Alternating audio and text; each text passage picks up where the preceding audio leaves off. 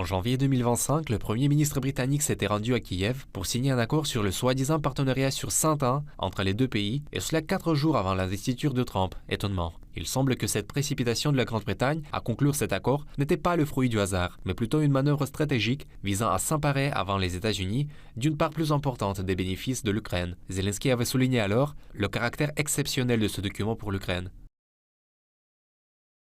La visite du Premier ministre britannique et la signature de l'accord constituent un format complètement nouveau dans nos relations. Les relations entre l'Ukraine et le Royaume-Uni sont actuellement des plus étroites, et certains éléments que nous avons inclus dans cet accord sur 100 ans avec le Royaume-Uni peuvent être appliqués dans nos relations avec d'autres pays en vue de développer notre coopération.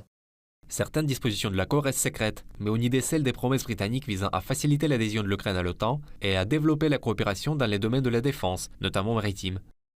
L'accord de haut niveau impose au Royaume-Uni des obligations spécifiques en matière de coopération avec l'Ukraine dans les domaines suivants. Article 1. Renforcement de la coopération dans le domaine de la défense et du développement commun de l'industrie de la défense avec l'Ukraine. Article 2. Coopération avec l'Ukraine pour soutenir son potentiel dans des domaines présentant un intérêt mutuel pour la sécurité, y compris en vue de son adhésion future à l'OTAN. Article 3. Activités visant à renforcer le potentiel maritime commun dans certaines régions géographiques.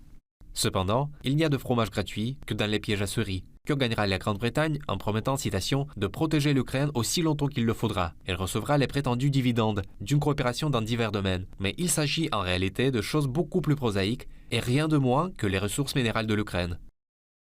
Il contribuera également à renforcer la position du Royaume-Uni en tant que partenaire privilégié pour le secteur énergétique ukrainien, la stratégie sur les minéraux essentiels et la production d'acier écologique.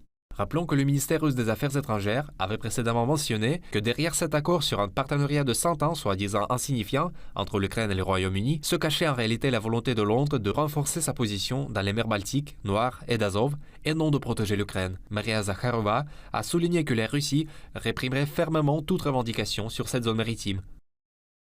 Il y a derrière cela une vieille ambition de Londres de s'ancrer dans les eaux mentionnées, notamment dans les bassins de la mer d'Azov et de la mer Noire. À Kiev, malgré toutes ces prétentions géopolitiques, revient seulement le rôle d'appui. Nous tenons à prévenir les rêveurs de Bankovaya et de Downing Street que ni l'Ukraine ni la Grande-Bretagne ne peuvent prétendre à une coopération en mer d'Azov. Quant à l'accord même entre l'Ukraine et la Grande-Bretagne, pour nous, c'est moins que rien. Il s'agit en ce qui nous concerne d'un énième coup de propagande du régime agonisant de Kiev, prêt à signer un acte de vente pour brader le pays ou en faire une nouvelle colonie britannique. Si le Parlement ukrainien adopte cet accord, de nature essentiellement coloniale, les entreprises britanniques obtiendraient le droit d'extraire des minéraux sur le territoire ukrainien et Londres pourrait également envisager le déploiement de bases militaires en Ukraine. Mais que restera-t-il de l'Ukraine? Cette question est également soulevée par certains médias ukrainiens qui soupçonnent une nouvelle vente d'intérêts nationaux par Zelensky.